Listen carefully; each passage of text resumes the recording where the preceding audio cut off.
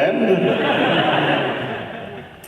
He said, well, you know, the Next Generation is doing so well. We're going to make Next Generation movies, and the old cast is we're not going to do any more movies. So we're going to kill Kirk. Do you want to be in the movie? Just about what happened. I said, well, yes. So I called Leonard. I said, you know, they're killing Kirk. He said, I know. They asked me if I wanted to be in the movie, and I said no. I said, he said, why did you say no? He said, oh, I don't want to be participating in that. And I said, well, I'm going to participate in it. So they wrote the script, and there's the whole story of the killing of Captain Kirk. The moment Captain Kirk died, the moment the scene was over, I rushed over to the producer, what's his name? And what was his name? The guy who produced The Next Generation. Berman? Rick Berman? Rick Berman. Thanks. I can always rely on someone. I rushed over to Rick Berman and said, Rick, I have a story outline that brings Captain Kirk back to life. Honest to God, that's the truth. And he said, well, I don't know, I don't think so. No. So,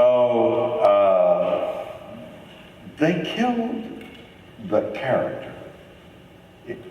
Looking back, I might have done something else different. I might have followed Leonard, I don't know. In any case, they killed the character off so that the Next Generation movies would be would stand on its own, and there wouldn't be any history behind that. But I had this wonderful story of how Captain Kirk comes back to life and why Spock brings him back to life. And that was the beginning of a series of books that they let me write. They let me use the character in my way. And so I had a series of adventure stories that Captain Kirk did, that I wrote with another couple, and they were fun to write and to imagine what we would have done in movies if the original Star Trek were allowed to continue. One of the obvious problems was we were all getting older, and they wanted more, I guess. But I thought, what an interesting way to go, that every so often come up with a movie as the characters age, as the actors age. You age the characters that way, and you know, I've gotten old. I don't know when that happened. Somebody said they fell asleep, and then when they woke up, they were old. That's the way I feel. I don't know, what happened here? So as you get older, you have the ambitions and the impulse and the desires and the drive you had when you were young.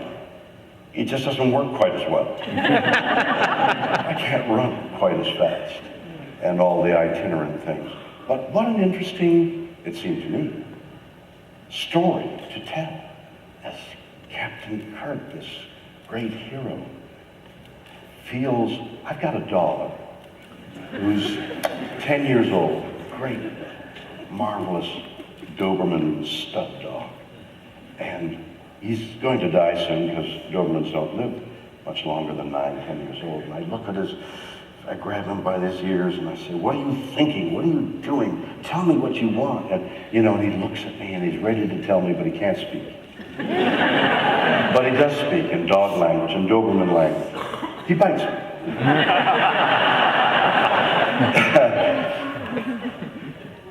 But I see this dog that used to run and charge, and he's 100 pounds, and he was territorial. Now he knows that his strength is ebbing, and he's not quite like that. And it moves me terribly to see him begin to think, maybe I can't beat that dog, or I can't guard. Maybe I better be careful here. And that's what happens when you get older. I thought, what interesting story that would have been as this hero who could take apart Gorns, be unable to do that as well and have to use wisdom and sagacity. You know. I thought those would be interesting stories, and that's the kind of thing I wrote about. He falls in love again with somebody younger, and it's not quite as... Anyway, that's the stories I wrote. That's why I wrote all those stories, because I thought they were interesting.